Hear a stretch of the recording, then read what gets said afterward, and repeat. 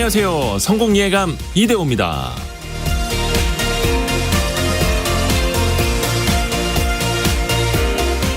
여러분은 혹시 샤워를 하다가 좋은 생각이 떠오른 적 없으신가요?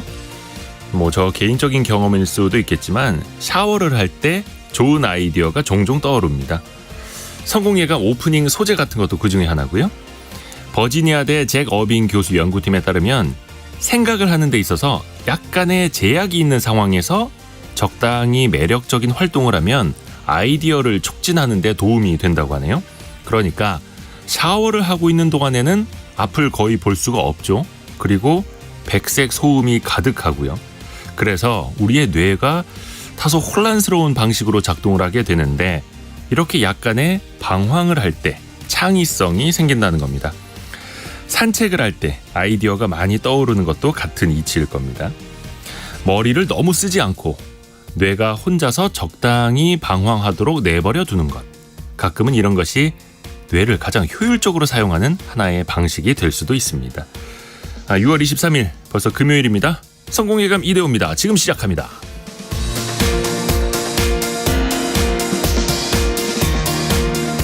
안녕하세요. 저는 Y스트릿 이대호 편집장입니다. 오늘은 금요일 원탁의 기자들이 찾아가는 날인데요. 내년도 최저임금 결정을 앞두고 노사가 역시나 극명한 입장 차이를 보이고 있습니다. 그 금액부터 업종별 차등 적용 여부까지 진통이 이어지고 있는데요. 쟁점별로 한번 잠시 후에 이야기를 나눠볼게요. 그리고 인구가 줄어드는데 사교육에 쓰이는 비용은 사상 최고치를 계속해서 경신하고 있습니다. 사교육비는 급증하고 관련 시장도 커지고 있고 이 끝없이 오르는 사교육비 이걸 막을 수 있는 방법이 있을까요? 이것도 같이 한번 논의해 보겠습니다. 그리고 오늘 금요일에 경제 상식 퀴즈 지금 나가는 시간입니다. 저는 이거 가짜 뉴스인 줄 알았습니다. 세계의 억만장자들이 낯뜨거운 주먹 다짐을 예고했습니다. 메타의 CEO인 마크 저커버거랑 버거가 아니라 버그, 마크 저커버그랑 테슬라의 최고 경영자인 이 사람이 온라인에서 입씨름을 하다가 진짜 우리 철창 매치를 벌이자. 진짜 싸움을 벌여보자라고 제안을 했다라는 겁니다. 주짓수라는 이제 브라질의 운동이 있는데 그 다양한 운동을 섭렵한 39살의 마크 저커버그 그리고 51살의 이 사람. 다 큰 어른들이 뭐 하는 건지 모르겠지만 일단 서학개미들이 모를 수가 없는 사람이죠. 테슬라를 비롯해서 트위터, 스페이스 X 등을 이끌고 있는 이 사람. 누구보다 화성으로 이주하는 데 진심인 화성 갈 거니까 이 주인공. 짧은 문자 50원, 긴 문자 100원이 드는 샵 9730으로 참여해 주시면 되고요. 추첨을 통해서 선물을 보내드리겠습니다. 실시간 방송 상황은 KBS 콩과 유튜브를 통해서 함께 하실 수 있습니다. 성공예감 이대호입니다. 자주 검색하시면 성공이 가까워집니다.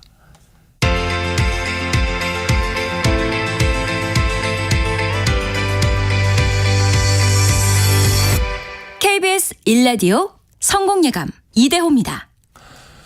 원탁의 기자들 찾아왔습니다. 김치형 경제전문기자, 비지워치 박수익 기자, 알고란의 고란 경제전문기자. 어서 오세요. 네, 안녕하세요. 오늘 우선 최저임금 이야기부터 해야 될 텐데 항상 간극이 크게 시작을 하죠. 이번에도 마찬가지였습니다.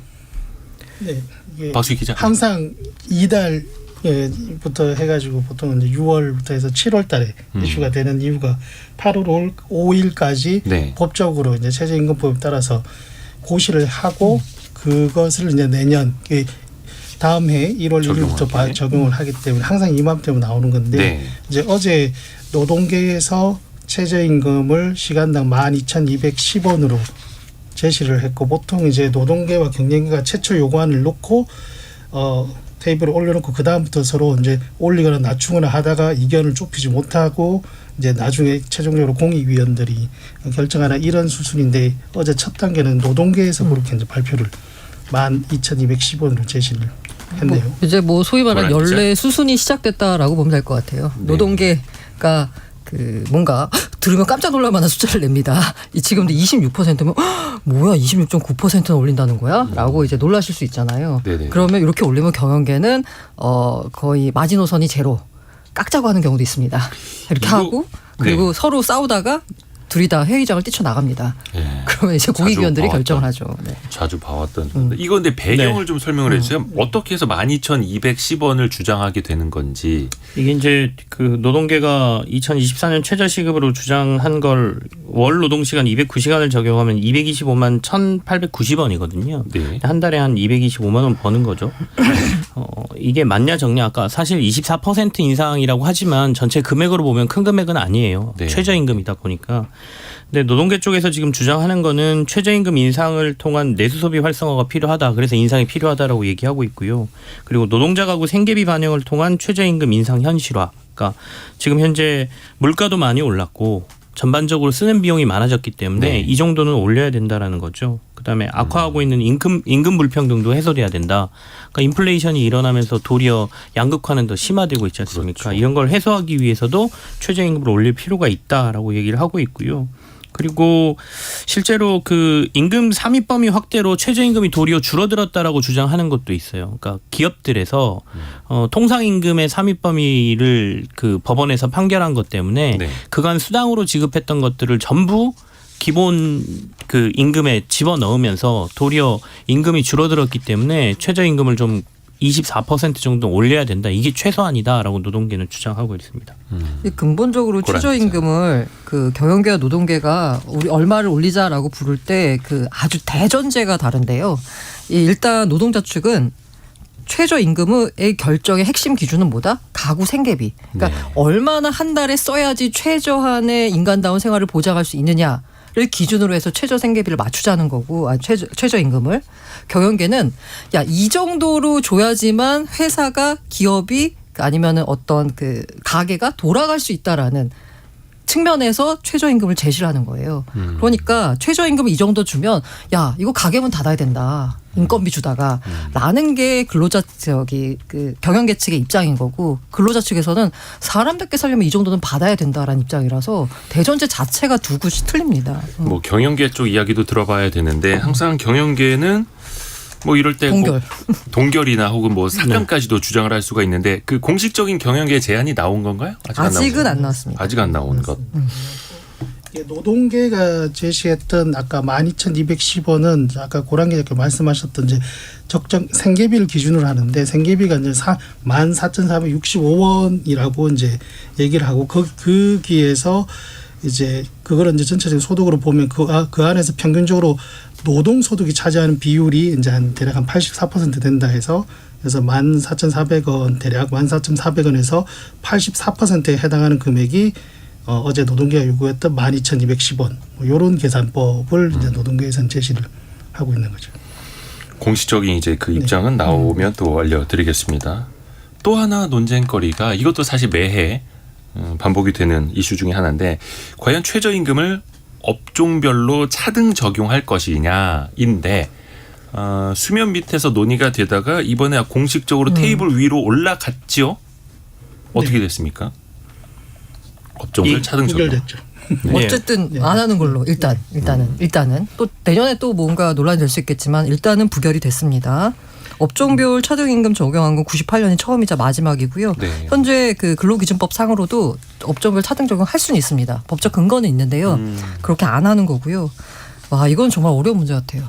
이게 다 맞아요. 양쪽의 입장이 다 너무 첨예하게 갈리기 때문에 또 업종 중에서도 장사가 잘 되시는 분이 있고 안 되시는 분들이 있는데 또 그건 어떻게 나눌 거냐 어려운 문제죠. 그래서 어제 저는 박수희 기자. 어제 이제 이 표결을 했잖아요. 예. 이 표결 내용을 한번 저도 한번 보니까 약간 여러 가지 고민들이 묻어 있는 것 같은데 이 최저임금위원회가 공식적으로 표결을 하는 분들이 총 이제 27분 해서 노동계 9명, 경영 쪽 9명 그리고 약간 캐스팅보다 중립지대에 있는 공익 위원 9명 이렇게 되는데 지금 이제 노동계에서 한 명은 결원이고 그러면 노동계 쪽에서는 이게 업종별로 구분 적용하는 것을 당연히 반대하기 때문에 8명은 반대를 하고 반면에 이제 경영계 쪽에서는 찬성을 하기 때문에 9명이 찬성하는데 실제로는 반대가 노동계 8명보다 더 많은 15명이 나왔거든요. 이 네. 얘기는 표를 분석해 보면 중간지대에 있는 공익위원들 9명 중에서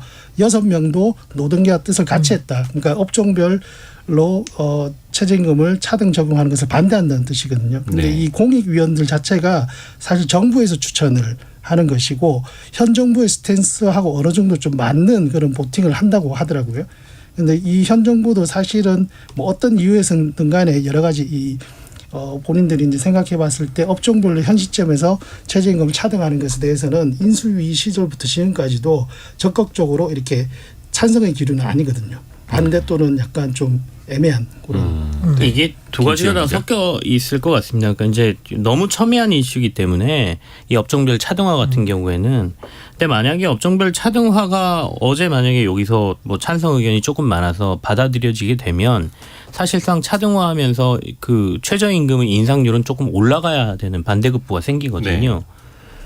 그러면 물론 업종별로 해서 조금은 다르긴 하겠지만 그럴 경우에는 사실 아까 정부 측 인사일 가능성이 높다라고 한 공익위원. 캐스팅 보트 공익위원들 입장에서도 뭔가는 주고 뭔가는 받아야 되는 협상 카드에서 이거는 미루고 일단은 이번에 이 인상률 자체를 조금 제어하려고 하는 분위기가 좀 나타나지 않나라는 생각도 해보거든요. 근데 네.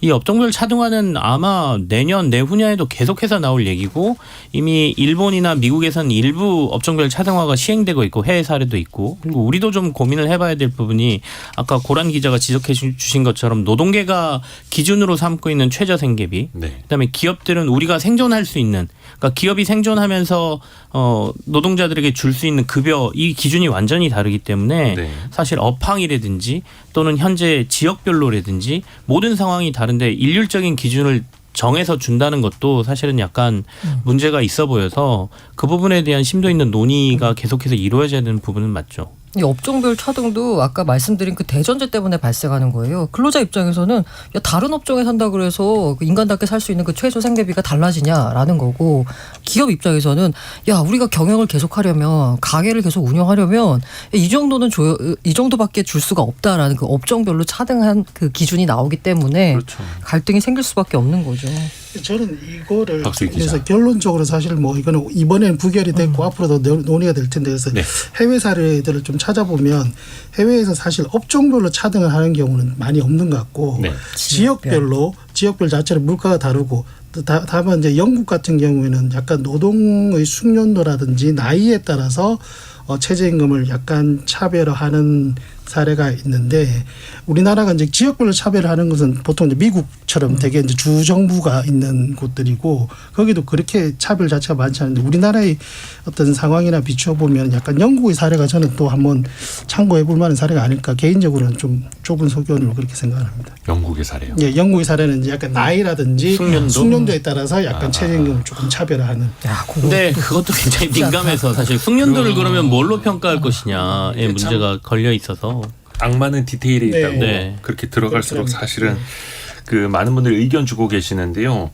9671님이 최저임금 이걸 받는 사람은 올리기를 원하고 고용주는 내리기를 원하겠죠. 자영업자인 제가 인건비 부담으로 폐업을 고려하고 있어요. 유유 이렇게 보내주셨고 3074님 근데 최저임금이 오르면 오히려 직장보다는 알바가 대세인 시대가 도래할 듯 싶어요 라고 해주셨고 김성진님은 기업은 비용 부담으로 한두 명 인원 감축할 수 있다지만 저희 같은 자영업자는 몇 시간 길게는 하루 쉬어보겠다고 한두 명 알바를 더 쓰는데 문을 닫을 수도 없고요 라고 한숨을 쉬어주신 것 같습니다. 그래서 사실 이 최저임금 뭐 오르면 받는 사람들은 좋겠습니다만 이걸 주는 사람들 입장에서도 사실은 최저임금 밖에 줄 수밖에 없는 사람들도 많고 소상공인 자영업자분들이 또 힘들 수도 있는데 그러다 보니까 이게 항상 을과 네. 을의 싸움, 그러니까요. 을과 네, 을의 맞아요. 갈등으로 또 그러니, 이어지잖아요. 네. 이 사실은 저희들도 다 노동자 아닙니까? 그러니까 네. 노동자 입장에서는 그 안전판으로서의 최저임금이라는 게 사실 아까 제가 그 노동계에서 제시한 25% 정도 인상된 안으로 노동시간 계산해서 한 달에 받는 게 255만 원 정도라고 제가 말씀을 드렸는데 네.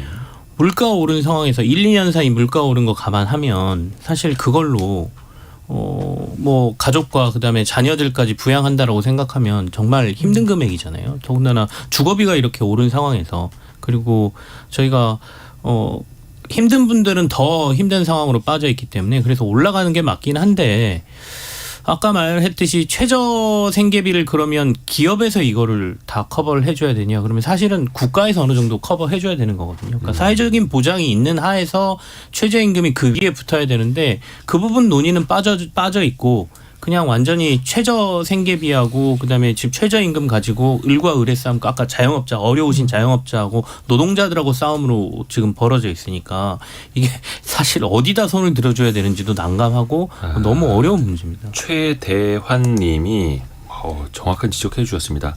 갑과 갑이 정하는 을과 을끼리의 우와. 전쟁이죠. 와. 최저임금위원회에 최저임금 주는 사람도 최저임금 받는 사람도 없을 겁니다라고 지적을 해주셨습니다. 와.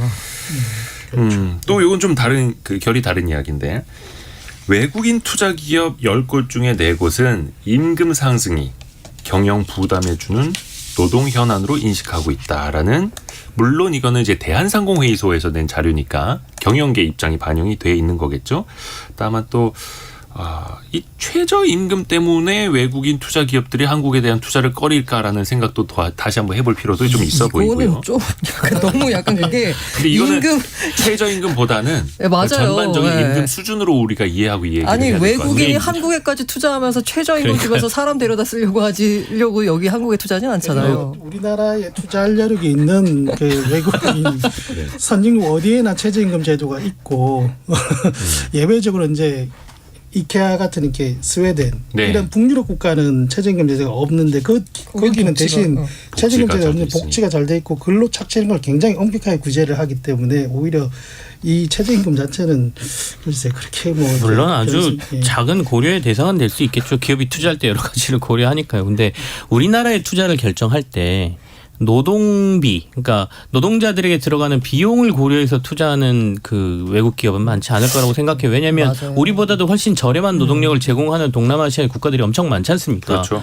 그러면 노동력 생산비의 노동력 문제 때문에 출자하는 지역을 생각한다라고 그러면 우리나라 말고 다른 나라를 선택해야죠. 근데 한국을 선택했다는 거는 그 외에 플러스 알파가 있다는 거거든요. 그러니까 소비 시장이라든지 아니면 연구 인력이라든지 옆에서 같이 협력할 수 있는 기술이라든지 이런 걸 보고 투자하는 거기 때문에 단순히 외국 기업들이 물론 얘기는 할 수 있겠죠. 낮으면 낮을수록 좋으니까요. 국가에 한국의 노동비용 비싸요. 뭐 이렇게 얘기하는 거는 그냥 뭐 애로사항 하나 얘기한 정도 뭐 이렇게 생각해야죠. 그리고 아까 박수익 기자도 잠깐 이야기를 했습니다만 이게 원래는 최저임금 결정은 6월 29일까지 해야 되고 그거를 고시해야 되니까요. 고시하는 게 8월 5일까지입니다. 그래서 뭐 6월 29일까지 결론을 못 내더라도 뭐 7월 중에 결론을 내서 8월 5일까지 고시를 하면 되는데 이번엔 어떻게 될까? 근데 항상 우리가 뉴스에서 봐왔던 그림은 뭐 사측, 노측 다 싸우고 나갑니다. 싸우고 자리 박차고 나가고 공익위원들만 남아서 공익위원들 안대로 결정이 되고 또 양쪽에서는 반발을 하고 어찌됐든 간에 그대로 고시는 되니까 그게 다음에 적용이 되고 이거 정말 많이 봐온 그림인데 이번에는 이거 뭐 조심스럽게 좀 한번 예상을 해볼까요? 이번에도 그럴 것 같습니다. 이게 왜냐하면 만약에 서로 양보한다는 거잖아요. 합의를 이룬다는 건. 네. 그러면 양보하고 자기 진영에 돌아갔을 때 먹는 욕을 생각하면 비판을 생각하면 그냥 그 자리를 차라리 박차고 나가서 내가 그 책임을 떠안지 않는 게 낫다라고 서로들 아마 판단할 것 같아요. 그래서 제가 최저임금위원회에 가면은 그동안 어떻게 표결했는지가 나오는데 네. 최근 작년까지 해서 10년간 한번 어떻게 표결했는지 보니까 결론적으로 말씀드리면 10번 중에 8번을 지금 말씀하신 방법대로 그러니까 양측에서 서로 노동자는 높게 내고 사용자는 낮게 냈다가 노동자는 조금 낮춥니다. 사용자는 조금 높이고 그래도 네. 절충이 안 되는 상황에서 노동자 측에서 이제 민주노총 쪽에 나가고 한국노총은 좀 남아있고 이제 표결 시작하겠습니다 하면 사용자 측도 퇴장을 합니다. 그 상황에서 공익위원들과 일부 한국노총 위원들이 남은 상황에서 이제 공익위원들이 낸 중재안을 가지고 표결을 해서 되는 게 10번 중 8번. 나머지 2번은 뭐냐. 한 번은 노동계가 낸 수정안, 최초안 말고 수정안으로 표결이 붙여졌고 또 한 번은 경영진이 낸 수정안으로 표결이 붙여졌고 이것도 나름대로 정치적으로 절충을 좀 하는 것 같아요. 1승 8무 1패 서로가 이렇게 되는 거예요. 예, 맞습니다. 모르겠습니다. 근데 그만큼 어려운 과정이라는 네. 거죠. 뭐 그 자체로 우리가 또 비판을 하기도 어려울 것 같고 많은 분들이 문자 보내주고 계시는데 426 하나님도 자영업자입니다. 인건비 때문에 아르바이트생 내보내고 규모 줄이고 혼자 경영하기로 했습니다. 그러니까 사실 이게 현실이에요 지금. 네. 이게 문제가 뭐냐면 최저임금을 올리면 당연히 노동자 입장에서는 좋을 것 같은데 최저임금 인상에 따라서 아예 일자리 자체가 사라진다라는 거거든요. 저는 최근에 가게들 가서 느낀 게 뭐냐면 정말 키오스크가 너무 많아졌어요. 그 서빙도 로봇이 어, 하고 어. 주문은 거의 다 키오스크가 받고. 그러니까 서빙까지는 아직까지 좀 안 된 부분이 있는데 이 주문을 제가 최근에 사람이 받아본 걸 그 매장을 거의 못 간 것 같아요. 그러니까 사람한테 가서 주문하려고 하면 옆에 키오스크 이용해 주세요. 맞아요. 이러죠. 근데 최저임금이 안 높아졌다 하더라도 저는 키오스크가 늘었을 것 같아요. 그거를 가속화시켰겠죠. 예, 물론 뭐 속도의 가속화시키는 차이는 부분 좀, 속도 차이가 있어서 이 최저임금 인상을 가지고 일종의 언론의 프레임이라고 저는 생각하는데 계속해서 이렇게 높이면 일자리 사라집니다라고 얘기하는 거는 논리전개상 저는 안 맞다고 생각하고요. 그러니까 아까 말한 기준점의 차이 그다음에 우리가 해결할 수 있는 방법에 대해서 얘기하지 이거 자꾸 높이면 근데 아까 말씀드린 대로 최저임금 받아봐야 생활하는 사람도 지금 어려운 건 맞지 않습니까? 아니면 최저임금을 이렇게 하되 그 외에 다른 거 보장을 국가에서 해줄 수 있는 안전판을 더 만들어야죠. 박창호님이 뭐 요즘 많은 분들이 이제 최저임금보다는 또 임대료 때문에 고통받고 맞아요. 있는데 맞아요. 박창호님이 간물주들한테는 한마디도 못하고 최저임금 탓만하면서 노예끼리 싸우는 현실이라고 지적을 했어요. 그러니까 뭐 이렇게 좀 센 발언이긴 맞아요. 합니다만 자영업자들의 어려움이 그러니까 최저임금 나가는 것 때문인지 아니면 그 임대료 때문인지 그다음에 특히 편의점 얘기 많이 하지 않습니까? 편의점 그 본사들에서 가져가는 비율 때문인지도 고민을 그런 것도 해봐야죠. 있고 일단 아까 제가 살짝 계산을 해보니까 지금 9,620원이죠. 여기에서 한 380원 그러니까 한 퍼센테이지로 3.9% 정도만 오르면 최저임금 10,000원 시대가 열리거든요. 물론 이게 한참 전 뭐 대선 때도 막 공약이 됐던 거고 물론 그 시기는 많이 미뤄지기는 했습니다만 최저임금 10,000원 시대가 될지 안 될지 아마 이번에 거의 가름이 날 것 같아요. 그렇죠? 혹시 그게 상징성은 있겠습니다만 뭐 실효성 이런 것도 어떻게 보시는지. 뭐 노동계가 제시한 것보다 훨씬 낮은 거잖아요. 10,000원을 살짝 넘는다 하더라도. 뭐 그럼 그렇죠. 노동계 입장에서 네, 또 네. 반발하실 수 근데 있겠죠. 뭐 정치적으로는 이게 지난 대선에서도 큰 이슈였고 10,000원을 제시했던 게 뭐 야당 여당 상관없이 다 시점만 달랐을 뿐. 당시에 뭐 그랬죠. 1년 뒤냐 뭐 3년 뒤냐 뭐 이렇게 시점만 달랐을 뿐 10,000원을 제시했었기 때문에 10,000원을 넘는다는 거는 뭐 의미는 있을 것 같습니다. 근데 그게 얼마나 실질적으로 도움될지는 저는 네, 아까 박수일 기자. 그 청취자분께서 의견을 주신 것 중에 하나 공감이 가는 게 이제 최저임금위원회에 소속된 분들이 노동자 측도 최저임금 안 받는 분들이고 사회공자 측에서도 최저임금 크게 고민 안 하는 분들이 많은데 바꿔 말하면 사실 최저임금 자체 논란이지만 그 사각지대에 있는 분들이 굉장히 많은데 네. 비정규직이라든지 뭐 장애인이라든지 뭐 경력단절 여성 이런 분들을 대변하는 목소리가 사실 없죠. 예. 노동계 측도 대기업 정규직 위주의 그 전국 단위 노동단체에서만 참여를 하고 그래서 그런 부분들도 우리가 같이 좀 고민을 할 필요가 있지 않을까라는 생각도 맞습니다. 좋은 말씀해 주셨고요. 이제 두 번째 이슈로 넘어가기 전에 경제 상식 퀴즈 한 번 더 말씀을 해드릴게요. 이 사람 인물 이름인데요. 이 사람 관련된 뉴스가 빠지는 날이 없습니다. 우리나라에서도 저희 지구 반대편 사는 사람인데 테슬라, 스페이스X 그리고 트위터까지도 이끌고 있는 사람이죠. 세계 1위 부자에 올라 있는데 그 테슬라 주가 상황에 따라서 세계 부자 순위가 좀 달라지기도 하고요. 1199님이 강력한 힌트를 주셨습니다. 얼른 마스크 써. 자, 계속해서 여러분의 의견 그리고 정답도 받겠습니다. 짧은 문자 50원, 긴 문자 100원이 드는 샵 9730 그리고 KBS 콩으로 보내주세요.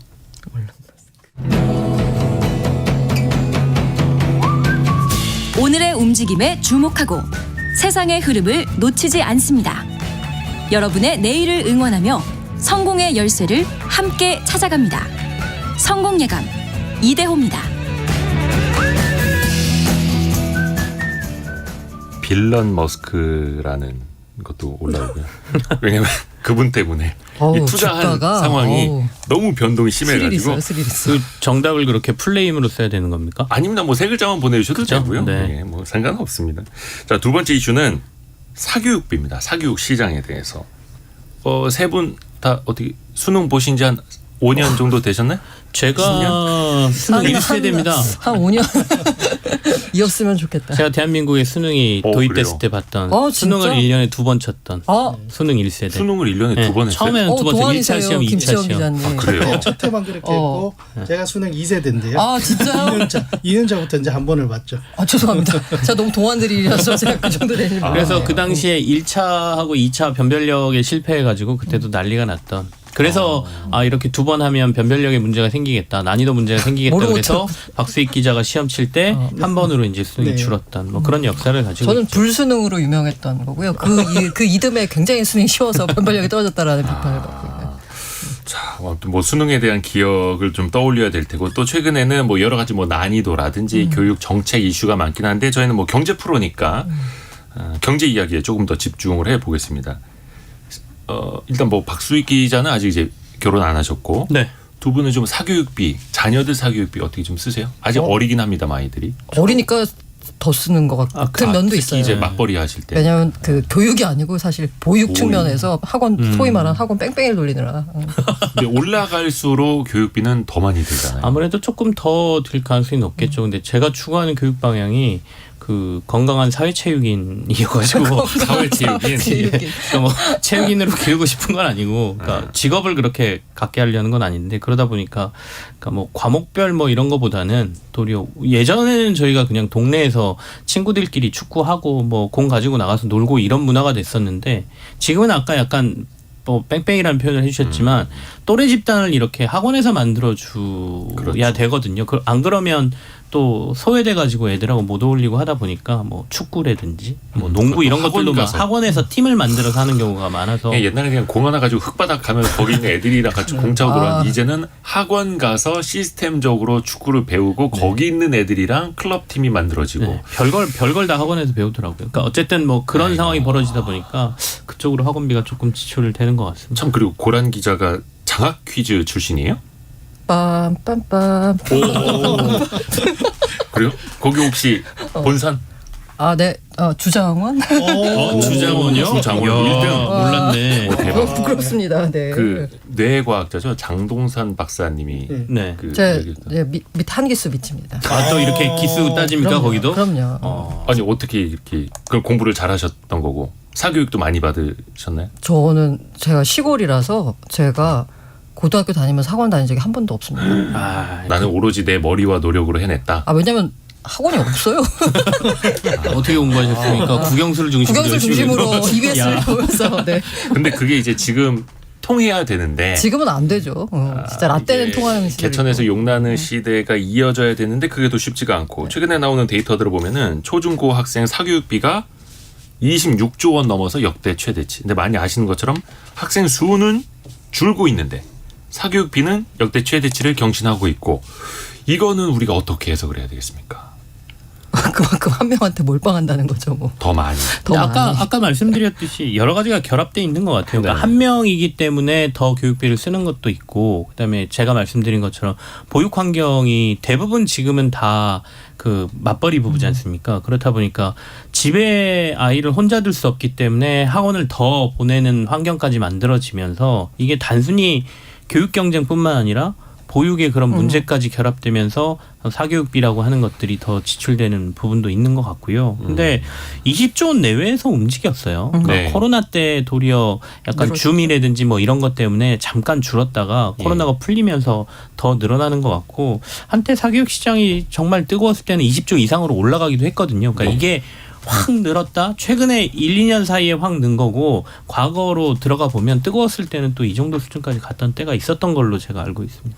그래서 이게 예. 역대 최고인데 합계 출산율은 또 최저잖아요. 그렇죠, 그렇죠. 이걸 보면서 느끼는 게 뭐냐면, 그러니까 아까 제가 말씀드린 대로 뭐 약간 시쳇말 써서 몰빵한다라는 표현을 썼는데 예. 또 이거 또 반대로 생각하면 그 정도 능력, 그 사교육비를 지출할 능력이 안 되면 아예 애를 안 낳겠구나라는 생각도 드는 거예요. 역설적으로. 네.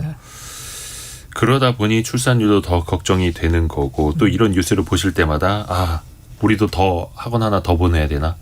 더 좋은 학원으로 보내야 되나? 이게 좀 근본적인 배경을 좀 따져봐야 될 텐데 뭐 부모 입장에서 자녀 더 교육시키고 싶은 거야 뭐 당연할 텐데 이게 사회적으로도 의미하는 게 있을 거란 말입니다. 이게 그 딱 드러난 숫자가 예. 지난해 26조 원 썼잖아요. 사교육비로. 네. 연구개발에 투입하는 비용이 25조예요. 그래서 어떻게 생각하면 야 사교육 뭐 어때 내수 활성화 아니냐라고 하는데 소위 말하는 좀 더 생산적인 곳에 들어가야 될 비용이 이 교육비 그 이제 설문조사를 해보면 가계에서 만약에 소득이 줄었을 때 무엇을 최중까지 마지막까지 지키겠느냐라는 설문에 교육비를 제일 먼저 줄이는 건 이제 식비 외식비 이런 것부터 줄이고 그쵸. 마지막까지 안 줄이는 게 이 사교육비거든요. 애들 학원비. 특히 맞습니다. 뭐 저는 부모는 아니지만 그 뭐 저도 어떤 부모님 뭐 자식 입장에서 보면 저희 부모님도 요즘에 한 과목당 30만 원 최저. 네, 30만 원이요. 제가 30년 전에 뭐 저희 부모님께서는 감사하게 고난 기자만 달리 또 이렇게 없는 학원 수소문해서 또 이렇게 가이드 시켜주시겠는데 그 당시에도 과목당 20-30만 원을 했습니다. 30만 고액과예요, 전에도 그 당시에 아닌가? 고액과였죠. 보기와는 다르게 있는 예. 집 자식이었던 것으로. 근데 지금 그때나 지금이나 우리나라 특성상 어느 부분에도 본인 덜 있고 덜 쓰더라도 자녀 맞아요, 교육비는 맞아요. 최종적으로 이제 지키고 사실 저희 그 회사에서 동료들 보면은 대출 받아서 사교육 내는 와. 친구들까지도 있습니다. 이미정님이 과목당 50만 원 넘는 학원이 기본이에요라고 해줘. 물론 이제 네, 지역별로 맞아요. 또 과목별로 좀 다르긴 하겠습니다만. 학년이 올라가면 근데 이걸 저희가 그렇게 생각해야 될 거예요. 아까 뭐 삼성전자의 연구개발비하고 비교를 했는데 네. 그러면 대출까지 받아서 이렇게까지 우리가 애들 교육을 하는 게 부모 입장에서 애에게 교육하는 게 아깝지 않아서라기보다는 그만큼 우리가 학벌주의가 강하기 때문이거든요. 그것도 있죠. 사실 부모가 겪은 거죠. 생활을 하면서. 그러니까 어느 학벌이 사회에 나가서 어느 정도의 지위를 갖고 그 지위를 갖게 됐을 때 우리가 얻을 수 있고 잃을 수 있는 게 얼마나 강한지를 체감하고 나니까 자녀들에게 도리어 이걸 더 비용을 쓰고 있는 거기 때문에 단순히 이 학원비가 올라가고 지금 치열한 것만 가지고 얘기해서는 사실 학벌주의가 타파되지 않으면 이거는 사실 그 개선되기가 좀 힘들다는 생각도 있고요. 그다음에 어떻게 보면 이렇게 치열한 경쟁과 교육 속에 있었기 때문에 우리가 이 정도의 나라가 경쟁력을 갖췄다는 것도 부분도 살짝 섞여 있고 미리 이만큼 여러 가지 교육에 지출을 했기 때문에 그 기업들 입장에서는 신입사원이 들어왔을 때 투자해야 되는 비용이 좀 줄고 있는 부분도 있겠죠. 그래서 그 부분은 네. 또 기업들은 야 뽑아놓고 다시 가르친다. 별거 없다라고 얘기는 하지만. 맞습니다. 네. 그 학원가 이야기 잠깐 해보자면은 소위 이른바 일타 강사라고 하는 사람들의 연봉이 와 이거 뭐 프리미어리그 톱스타들 정도 연봉이 100억 원이 넘는 일타 강사들이 꽤 있더라고요. 부럽습니다. 근데 이 현상을 우리가 또 어떻게 이해를 해야 할지. 왜요? 뭐 시장 경제에서 수요와 공급이 만들어낸 가격인 거죠. 근데 또 사교육비가 그만큼 몰리는 만큼 시장이 커졌고 수요도 많고 그러다 보니까 톱스타와 같은 일타 강사들 강의를 개강하자마자 뭐 몇 분 만에 다 마감이 돼버리는 그 사람들에게는 높은 연봉을 주는 건데 근데 이것도 아니 그래서 그 사람들이 다 떼돈 벌어가는 것 아니냐라는 지적이 있는 반면에 오히려 그 사람들이 대치동 오프라인 학원에서만 하는 게 아니라 온라인 강의를 하니 전국적으로 오히려 교육 격차를 축소시키는데 또 기여하는 거다 또 이런 시각도 있어요. 근데 이분들이 연봉 100억 안 받고 10억 받는다고 해서 사교육 전체 그 국가 차원에서 지출한 사교육비가 줄어들까요? 그건 아니죠. 제가 뭐 사교육의 이런 현상을 뭐 좋아하거나 응원하거나 뭐 이런 입장은 전혀 아니고요. 네. 저도 그런 부분에 있어서 사실 약간 우리나라의 교육시장 구조가 굉장히 왜곡돼 있다고 생각은 하는데 아까 고란 기자가 처음에 얘기하셨던 시장이 지금 그렇게 만들어져 있고 경쟁이 굉장히 치열한 사교육 시장에서 네. 결국에는 가격이라는 건 수요와 공급에서 만들어지는데 수요는 폭발하죠. 그러니까 그 수요라는 건 아까 말씀드렸듯이 학벌주의가 정말 강한 우리나라에서 어떻게든 자녀들을 좋은 대학에 보내겠다는 수요는 폭발하고 있는 시장에서 공급은 뭐 일타 강사라는 공급은 굉장히 적기 때문에 자연스럽게 나타나는 현상인데 이걸 억지로 억누른다고 해결될 수 있는 문제는 아닌 것 같고요. 그리고 일타 강사 이것도 지금 많이 약간 변형돼 있어요. 그러니까 아까 이대호 기자가 얘기한 것처럼 예전에 대치동 처음에 있었던 일타 강사들 1세대 말고 지금은 이제 일타 강사들을 약간 온라인으로 키워내는 세대에 와 있거든요. 그러니까 외모도 괜찮고 말도 잘하고 그러면 이미 본인들 학원에서 가지고 있는 커리큘럼을 기반으로 해서 이 사람들을 키워서 키워서 마치 우리가 아이돌들을 육성하는 것처럼 지금 일타 강사들을 키워내는 방식으로 가기 때문에 기업형으로 만들어진 온라인 기반의 이런 회사들에서 그러면 아까 말한 대로 돈은 더 몰리게 되거든요. 한쪽으로. 네네. 그러다 보니까 우리가 상상하지 못하는 연봉이나 이런 것들이 얘기가 나오는 것이죠. 그러니까 시스템 속에서 만들어지는 것 같아요. 남혜진 님이 초3, 초5 초등학생이 2명인데 사교육비 130만 원 들어요. 미래를 위해서 맞벌이는 애들끼리 둘 수도 없고 직접 가르칠 시간도 마음의 여유도 없으니 어쩔 수가 없어요라고 보내주셨고 1703님은 아이가 넷이다 보니까 한 달 학원비가 와. 점점점 유유 이렇게. 진짜. 와. 일단 넷플릭스부터 끊었습니다. 이런 말도. 그러니까 문화생활비 끊는다니까요. 그러니까 이게 엄마 아빠의 옷이라든지 그렇죠? 그런 것부터 줄이고 뭐 먹을 것까지도 줄이다가도 사교육비라든지 이런 건 정말 맨 마지막에 줄이게 되잖아요. 힘들 때. 이게 또 경제적으로도 그렇게 이어질 수밖에 없을 것 같고. 지금 사교육비 그 GDP에서 차지하는 비중이 1.2%. 이 정도면 어떤 수준으로 봐야 되겠습니까? 또 경제 전반에 미치는 영향까지도 보자면. 이게 정확하게 김지영 기자. 예산하고 지출 규모를 보기가 힘들어서 지금 제가 기억나는 데이터가 없어서 그런데 전반적으로 우리가 그냥 뭐 GDP의 몇 %를 떠나서 네. 우리 개인들이 생활하면서 아까 말씀하셨잖아요. 자녀가 넷이고 셋이고 했을 때 교육비 나가는 비중이 자기가 버는 아까 저희가 최저임금 얘기를 방금 전에 했으니까 네. 만약에 최저임금 수준으로 돈을 버시는 분들이라고 하면 생계비 자체가 한 달에 225만 원 뭐 지금 올려야 된다라는 금액으로 그건데 거기에서 아까 자녀 한 명에 드는 비용이 평균이 지금 46만 원, 뭐 한 50만 원 선이라고 이번에 발표됐잖아요. 그 정도를 교육비로 지출해야 된다라고 하면 가정경제에 엄청난 부담인 거죠. 그러니까 이걸 다른 쪽으로 돌릴 수 있다라고 하면 충분히 다른 소비가 일어나고 경제의 다른 동력들이 일어날 수 있는데 교육비가 과도하게 늘고 있는 거는 문제이긴 합니다. 근데 이걸 아니 뭐 예. 이거를 그냥 평균으로 따지면 그냥 그 상용 근로자 임금이 월 평균 386만 9천 원이에요. 그런데 이제 초중고 그냥 전체 학생을 전체 사교육비로 다 나눠 보니까 어떻게 되냐? 41만 원 정도가 돼요. 그러면 12% 정도를 월급의 12%를 사교육비로 쓰고 있다는 얘기예요. 그러면 월급의 12%를 다른 곳에 지출하면서 내수 활성을 할 수 있었는데 이 12%가 사교육비로 나간다는 거죠. 네네네.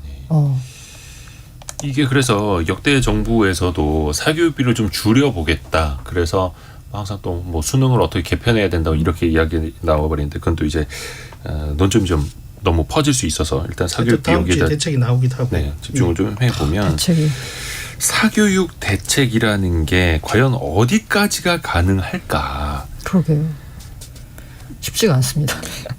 근데 뭐 다시 돌아와서 그 얘기인데 근본을 잡지 못하면 그 역대 정부들에서 계속해서 이 사교육 대책이란 걸 내놨지만 사실은 큰 효과를 못 봤고요. 이번에 나오는 대책이 어떤 걸지 사실 그래서 궁금하긴 하거든요. 그러니까 정부에서 이제 이 교육 부분에 있어서의 이 과도한 잘못된 구조 이런 것들을 조금 개선해 보고자 개혁의 의지를 지금 나타내고 있는데 사실은 어떻게 보면 사교육 시장을 잡겠다는 얘기로도 들리거든요. 그럼에도 불구하고 최근 며칠간의 주식시장에서 교육업체들의 주가는 도리어 불을 뿜었다고요. 그러니까 그 얘기는 지금까지 우리가 경험해 보니까 정부가 사교육시장 잡겠다고 해도 그 다음에 사교육시장 더 잘 되더라라는 경험을 갖고 있는 거거든요. 그러니까 이른바 정부에서 대책을 내놓으면 시장은 대안을 마련한다라고 얘기를 하는데 그러니까 정부 대책에 맞는 제일 발빠른 대안은 결국엔 대치동이라든지 학원가에서 나온다는 거죠. 부모들은 또 거기로 몰리고 이 시장은 죽지 않는다라는 걸 시장에서 지금 막 주가로 보여주니까 과연 다음 주에 정부가 내놓을 이 사교육시장 대책, 공교육 활성화 이런 것들이 어떤 핵심적인 대책을 내놓을 수 있을지가 좀 궁금하긴 합니다. 박정무님 아이가 셋인데 학원 안 보내고 키우고 있어요. 와. 학원 안 보내도 본인이 할 건 알아서 하더라고요. 둘째는 학원비 안 나간다고 효도하는 거래요라고. 야, 뭐 이렇게만 아이들이 따라주면 다들 좋겠죠. 근데 아이들이 네. 따라주는 것도 있지만 이것도 약간 부모가 문제인데 저도 뭐 학원 그 보내서 뭐 하냐라고 생각하고 있는데 주변에서 또 보낸다 그러면 또 그렇죠. 불안해요. 사실 이 사교육 시장이 부모의 불안을 파는 시장이잖아요. 공포를 이제 먹고 사는 시장이라서. 아무튼 많은 분들이 또 사교육 때문에 힘들어 하시면서도 또 어쩔 수 없이 진짜 보내야 하는 공포감. 이 굴레를 좀 벗어나야 되는데 하여튼 뭐 다음번 그 사교육 대책 나오는 것도 한번 보고 또 이야기를 해보면 더 좋을 것 같습니다. 김치형 경제전문기자, 알고란의 고란 경제전문기자, 비지워치의 박수익 기자 함께했습니다. 고맙습니다. 네, 감사합니다. 감사합니다.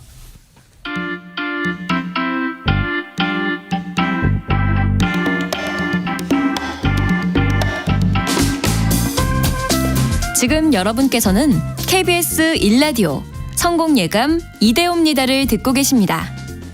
참여해주신 여러분께는 추첨을 통해 헬시 허그에서 한국인의 건강한 두피에서 찾아낸 두피 유래 유산균을, 판촉물 전문 그룹 기프코에서 텀블러 세트를, 아름다운 식탁 창조 주비푸드에서 자연에서 갈아 만든 생와사비를, 쉽고 빠른 판촉물 제작 시너지 기프트에서 LED 튜브 스탠드를, 그리고 성공예감에서 준비한 커피 쿠폰을 보내드립니다. 당첨자는 성공예감 이대호입니다 홈페이지에서 확인하세요. 100번 말로 얘기하는 것보다 한 번의 행동이 사람의 마음을 움직일 때가 있죠. 많은 분들이 좋아하시는 코너, 체험과 저널리즘을 합친 체헐리즘 시간, 머니투데이 남형도 기자가 함께합니다. 안녕하세요. 안녕하세요. 어디 계세요? 네. 혹시 지금 배달 가신 거 아니죠? 네, 배달 간 건 아닙니다. 배달 다니는 기자, 남형도 기자. 최근에 배달 체험도 하고 배달원도 만나셨다고요? 맞습니다. 아, 네. 어떤 분을 만나신 거예요? 걸어서 배달하시는 분인데요. 네. 2021년 봄부터 2년 동안 그 뚜벅뚜벅 647km나 걸어서 1633건이나 하셨습니다. 근데 그렇게 고생해서 번 돈 539만 원을 네. 비영리 단체 24곳에 전부 기부한 거죠. 잠깐만요. 요즘 배달은 거의 다 오토바이로 하고 아니면 자전거로 하시는 분들도 있는데 맞아요. 네. 걸어서요? 네. 그 도보 배달로 네, 하시는 분입니다. 그리고 그러니까 2년 동안 이렇게 1,600여 건을 배달을 했고 538만 9천여 원을 기부를 네, 했다라는 맞습니다. 건데, 근데 네. 그러면 원래 목적이 기부를 위해서 이걸 시작하셨던 분이에요? 그렇죠. 이분도 원래 일하시는 분이어서 네. 퇴근하고 배달 일을 또 하신 건데요. 아, 다른 직장이 있으면서. 네. 근데 사실 저녁 먹고 눕기만 해도 힘들잖아요. 그렇죠. 근데 왜 배달하셨냐고 했더니 인생 최고 몸무게를 찍으신 다음에 아. 충격받으셔가지고 안 되겠다 싶으셨대요. 네네. 근데 그때 생각난 게 이제 도보 배달이었던 거죠. 이분이 원래는 장애인 비영리 단체에서 모금하는 일을 하셨는데, 시장에서 뭐 고추 판 돈을 기부하시는 분, 뭐 다리 다치고 장애에 대해서 생각을 했다면서 이제 나눔한 분도 있으셨대요. 그래서 이런 분들 보면서 같은 마음으로 좀 다른 비영리 단체를 응원하고 싶어가지고 기부를 시작하신 겁니다. 그러니까 운동도 할 겸, 살도 뺄 겸, 또 기부도 할 겸 좋은 그렇죠. 마음으로. 네. 우선은 살은 좀 빠지셨답니까? 10kg나 빠지셨죠. 와, 장난 아니네요. 많이 빼셨죠? 네. 근데 뭐 좋은 취지로 시작을 했습니다만 그래도 막상 이 배달 일이라는 게 쉽지는 않잖아요. 진짜 그러셨대요. 그러니까 일 끝나고 와서 6시 반쯤부터, 저녁 6시 반부터 배달을 시작해서 보통 한 밤 9시까지 하루에 한 8, 9건을 배달을 하셨는데, 네. 보통, 그러니까 건당 한 2,900원 정도를 받고, 날이 너무 덥거나 추울 때는 조금 더 받아서 3,900원 정도 버셨다고 합니다. 그래서 처음 목표는 원래 한 달에 10만 원이었는데, 처음에는 콜이 너무 안 들어왔대요. 네네. 그래서 마냥 이제 기다리다가 집에 가면은 뭐 새벽 1시 이렇게까지 하기도 하고, 먹자골목을 무작정 걸으면서 콜을 잡아보기도 하고, 그렇게 해서 첫 달에 모은 배달비가 104,500원이었고, 그때부터 고스란히 기부를 시작했다고 합니다. 퇴근하고 쉬어야 하는 시간에 저녁에 나가서 배달을 했고 그것도 직접 걸어서 네. 하루에 8, 9건 정도 주말에도 맞습니다. 하셨고. 네. 근데 사실 뭐 오토바이 타고서 하면은 이거보다 한 10배는 하실 수 있을 텐데. 근데 본인의 그렇죠. 취지가 있다 보니까 이걸 택하신 것 같고. 네. 근데 뭐 배달이라는 게 쉽지가 않습니다. 그렇죠? 무겁고 위험하기도 맞아요. 하고요. 네. 요즘 같은 여름에는 진짜 너무 더워가지고 네. 얼음물 3개를 채워서 출발해도 금세 다 녹고요. 겨울에는 뭐 손이 떨어져 나갈 정도로 춥고 주문하신 분이 연락이 안 돼서 40분 넘게 기다린 적도 있고 울퉁불퉁한 도로에서 넘어져가지고 몸 여기저기가 깨졌는데 네. 근데 가방부터 열어가지고 음식이나 콜라가 샜는지부터 먼저 확인하는 자기 모습을 보셨대요. 그래서 배달 라이더들의 사회적 안전망이 필요하구나 싶어서 또 꼭 그 관련 단체에 기부를 하셨다고 합니다. 아이고야. 본인이 넘어졌는데 일단은 음식부터 신경 쓰게 되더라. 그러니까요. 네. 직업 정신도 갖추셨던 거고. 그래서 맞습니다. 남 기자가 이분하고 하루를 같이 보낸 거예요? 실제로 배달을 하면서? 그렇죠. 네. 같이 배달을 해봤는데 이 식당에서 음식을 받아들고 배달 준비했고요. 네. 행여 뭐 이제 국물이 흐를 수도 있으니까 가방을 메지 않고 손에 쥐시더라고요. 이렇게. 그래서 음식이 또 식지 않게 6분 안에 뭐 배달을 마쳐야 됐고요. 그래서 바쁘게 좀 걸어야 되는데 경사가 있는 길도 굉장히 네. 뚜벅뚜벅 이게 뚝심 있게 걷는 분의 뒤를 바쁘게 따라갔고 아파트로 들어가고 현관문 앞에 음식을 둔 다음에 배달 완료 문자를 보내는 거죠. 그런데 여기에 포함되지 않는 거리가 생각해보니까 가게까지 가는 거리 뭐 이런 것까지 해서 뭐 1km씩 걸어가지고 배달을 했습니다. 근데 이분이 결국은 그렇게 힘들게 일을 해서 번 돈을 다 기부하셨다라는 거잖아요. 네, 2년 맞아요. 동안 1,600여 건 배달해서 539만 원 정도를 모았고 네, 이거를 지금 24곳에다가 기부하셨다고요? 맞습니다. 혹시 많은 분들이 네. 진짜 뭐 좋은 취지는 이해하겠는데 네. 진짜 뭐 기부를 어디에다 어떻게 해야 되는지도 모르시는 분들도 계시잖아요. 많죠. 이게 그래서 제가 어떻게 하시는지 살펴보니까 네. 시간을 상당히 많이 써서 정말 조사를 제대로 하시더라고요. 그래서 홈페이지에서 막 글도 살펴보고 기부금 활용 명세서 이런 거 다 올라와 있거든요. 그걸 네네네. 확인하고 네. 또 오랫동안 이제 봐오신 곳, 뭐 진정성이 느껴지는 곳, 그리고 의미 있는 걸 특히 하지만 상대적으로 좀 열악하고 덜 알려진 곳을 선택을 많이 하셨습니다. 그래서 특히나 기부금이 더 모이기가 어려운 노동이나 뭐 인권 쪽 비영리 단체도 주목을 많이 하시더라고요. 그러니까 큰 뭐 좋은 단체들도 많이 있지만 좀 열악하고 네. 덜 알려진 곳 위주로 기부를 했다. 그것도 네, 하나하나 맞습니다. 직접 살펴보면서 진정성이 있는 단체인지 살펴보면서 네. 그렇죠. 열심히 모은 돈을 뭐 허투루 쓰게 하면 안 쓸 되니까. 수도 있으니까요. 네. 근데 뭐 그런 단체 기부를 했을 때 약간의 걱정이 드는 것도 사실이잖아요. 내가 내 후원금이 제대로 좀 어려운 분들에게 전달이 되는가. 그렇죠. 좀 어떻게 살펴봐야 됩니까? 뭐 기준이랄까? 네, 기준이 있는데 기부금법 13조에 따르면은 모집 규모에 따라서 최대 15% 내에서 기부금, 모금, 뭐 마케팅, 관리, 운영 이런 거에 필요한 비용을 쓸 수 있고요. 네. 그 밖의 후원금은 모집 목적에 맞는 용도로만 사용을 해야 합니다. 그렇죠. 네. 근데 지금 이 배달하신 분께서는 네. 특히나 이제 아까 말씀드린 것처럼 작은 단체, 더 영세한 단체에다 기부를 하셨고 특히나 네. 그 단체에서 일을 하시는 분들이 있지 않습니까? 활동가들? 맞습니다. 네. 그분들을 위해서도 이 돈을 써달라고 하셨다고요.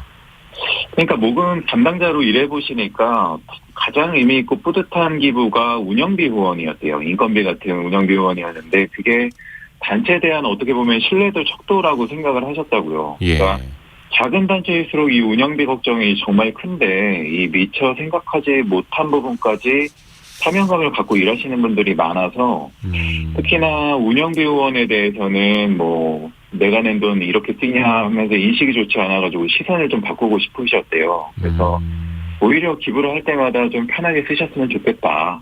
이걸로 활동가분들이 맛있는 거 드셨으면 좋겠다. 이렇게 생각을 하셨다고요. 그러니까 사실은 활동가분들 인건비가 거의 다 최저에 좀 열악한 경우가 좀 많아서 비영리 생태계가 건강해지려고 하면 활동가분들이 건강해지셔야 된다. 이렇게 생각하셨다고 합니다. 저도 주변에 그 복지단체에서 일하시는 분 얘기 들어보니까 진짜 뭐 네. 자선, 자원, 복지단체 이런 데 일하시는 분들이 오히려 복지를 더 받아야 되는 사정이더라. 맞아요. 네. 진짜 그런 그렇습니다. 이야기들도 하시더라고요. 그래서 이번에 지금 제 체험을 그걸 하신 거고 네. 지금 이 배달원 분들도 그런 어려운 사정을 아시니까 그런 쪽에 도움을 주신 건데, 근데 실제로 그런 활동가 분들에게 돈을 써달라고 기부를 하시는 분들도 계시는지, 또 그렇게 기부를 하면 네. 그 활동가 분들이 조금 더 좀 가져가실 수가 있는 건지, 현실적으로.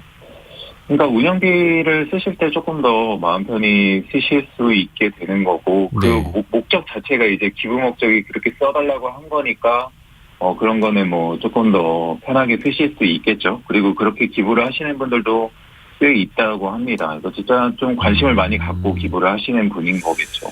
네. 이번에 남 기자도 그 활동을 같이 체헐리즘으로 체험하면서 많은 걸 느끼셨을 텐데, 청취자분들한테 혹시 당부하실 거 있으실까요?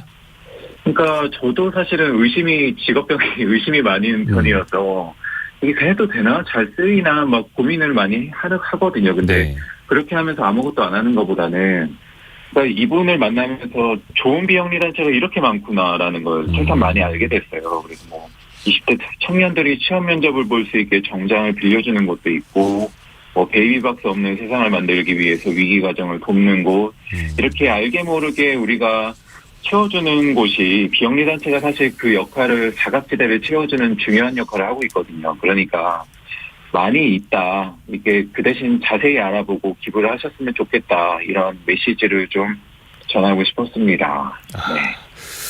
몰랐던 분야도 많이 알려주셔서 항상 고맙습니다. 머니투데이 남영도 기자와 함께 체얼리즘 이야기 들어봤습니다. 고맙습니다. 감사합니다. 감사합니다.